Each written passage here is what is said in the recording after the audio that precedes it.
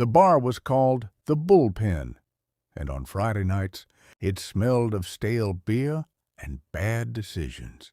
It was the territory of the 101st Airborne, and right now, Staff Sergeant Caleb Bulldog Reeves was holding court. Caleb was a mountain of a man. 6'4", scarred knuckles, and a voice that rattled the glassware. He was telling a war story loudly, making sure everyone knew he was the alpha in the room. In the far corner, a woman sat alone. She didn't fit in. She looked like a librarian who took a wrong turn. Small frame, reading glasses perched on her nose, sipping an iced tea while reading a thick book on military history. Caleb noticed her. He didn't like things that didn't fit. He walked over, his squad trailing behind him like hyenas. "Hey, sweetheart," Caleb sneered, looming over her table. "You lost? The library is 2 blocks down. This table is for warriors." The woman didn't look up. She turned a page. "There are 3 other empty tables, Sergeant. Pick one." The bar went quiet. Caleb's face flushed. He slammed his hand down on her book. "Dowdy," I said. "Move." The woman sighed. She closed the book. She took off her glasses, and then she stood up. She barely came up to his chest. Caleb smirked, reaching out to shove her shoulder. He never made contact. In a blur of motion, the woman stepped inside his guard. She didn't punch him.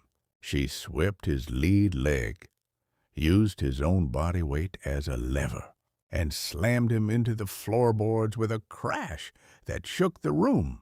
Before Caleb could blink, she had him in a wrist lock that threatened to snap his arm like a dried twig. "Torque beats mass, Sergeant," she whispered, her voice calm and cold.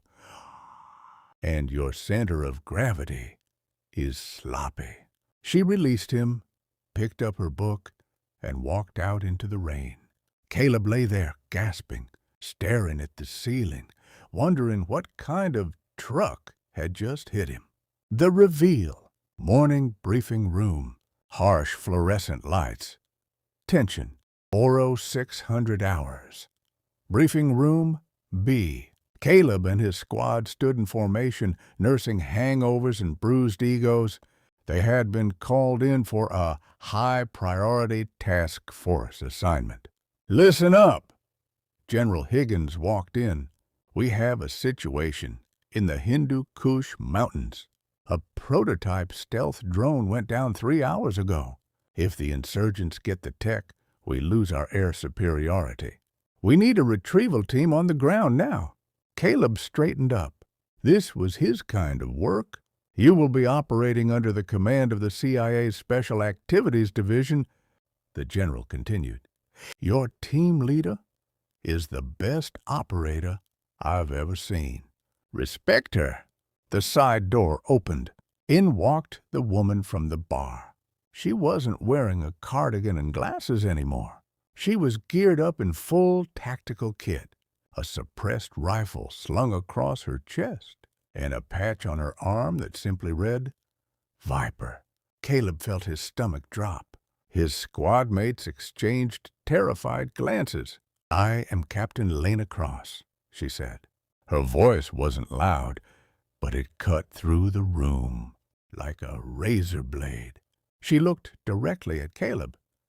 "And for the next 24 hours, my word is law. If you have a problem with that, there's the door." Silence. "Good," she said. "Load up. We jump in 30. The mission. Visual suggestion, night vision shots, snowy mountains, wind howling. The drop was brutal. High altitude, low opening, halo. Jump into a blizzard. They landed on a jagged ridge in Afghanistan, miles from civilization. The wind was screaming, "Check in." Elena's voice came over the comms, crystal clear. "Bulldog secure," Caleb replied, shivering despite his thermal gear.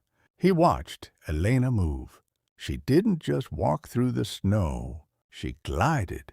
She was breaking trail, navigating the terrain with an instinct that was almost supernatural.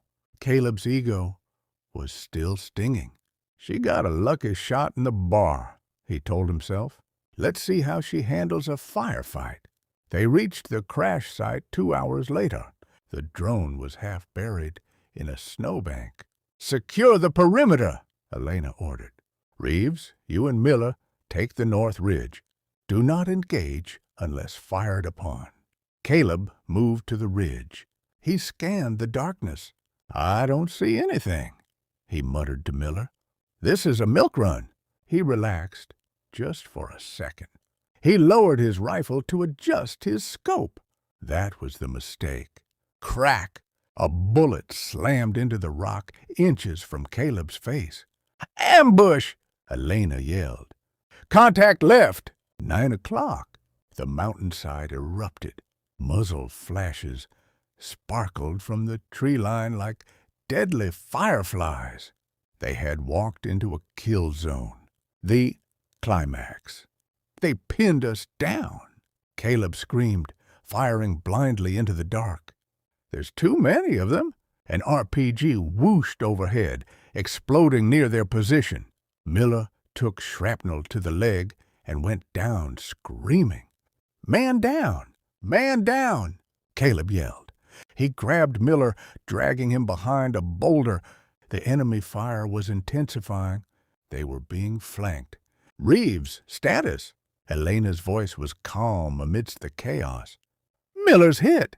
We're suppressed. We can't move." Caleb panicked.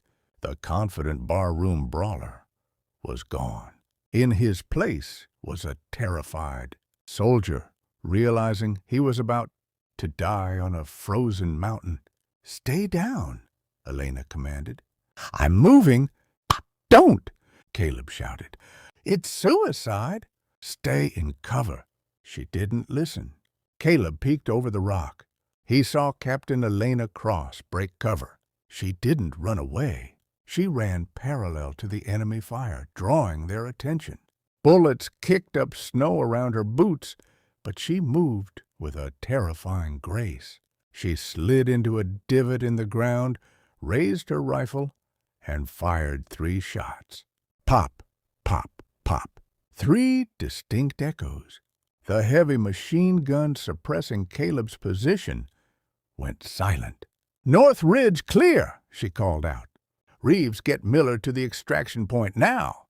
But as Caleb moved, a hidden sniper on the high peak fired. The bullet hit Caleb's radio, shattering it and knocking the wind out of him. He fell, exposed in the open snow. The sniper racked round. Caleb squeezed his eyes shut. This is it. Suddenly, a shadow fell over him. Elena was there. She stood over him, not taking cover, but planting her feet. She raised her rifle, aimed at the distant peak, an impossible shot in this wind, and pulled the trigger. T.S. Weep. The sniper fell from his perch 1,000 yards away. Elena grabbed Caleb by his vest and hauled him up with strength that defied her size. "Get up, Marine. We are leaving. Move." The aftermath. Video. Created by Sub 81 Rock. Inside the extraction helicopter. Exhausted faces. The extraction chopper lifted off, leaving the burning mountains behind. The team was battered, freezing, but alive. Caleb sat opposite Elena. She was checking her magazines, her face blank, as if she had just finished filing paperwork instead of killing a dozen insurgents. Caleb looked at his hands. They were shaking. Then he looked at her hands. They were steady as stone. He realized then that the fight in the bar wasn't a fluke. It wasn't a trick. It was the difference between a man who fights for applause and a woman who fights for survival. Conclusion 8 days. Back at base. 2 days later, Elena was in the gym, hitting the heavy bag. Thud, thud, thud. The rhythm was hypnotic. Caleb walked in. He was wearing a sling for his bruised ribs. He stopped by the bag. Elena stopped. She held the bag steady, looking at him. "You lost again, Sergeant?" Caleb shook his head. He didn't smile. He stood at attention. "Captain," he said, his voice serious, "thank you for my life." "And for Miller's?" Elena studied him for a long moment. "You did good getting Miller out, Reeves. You kept your head when it mattered." "I learned from the best," Caleb said softly. He turned to leave, but stopped at the door. "Captain?" "Yeah?" "Next time we're at the bar, first round is on me, and I'll find my own table." Elena Cross smiled. A real smile this time. "Make it a whiskey, Bulldog. Neat." Caleb walked out, realizing that respect isn't demanded. It isn't shouted. It's earned in the silence between gunshots. True strength is quiet. If you enjoyed this story of grit and redemption, hit that like button and tell me in the comments, have you ever misjudged someone who turned out to be a legend? Subscribe for more stories of American valor. Over and out.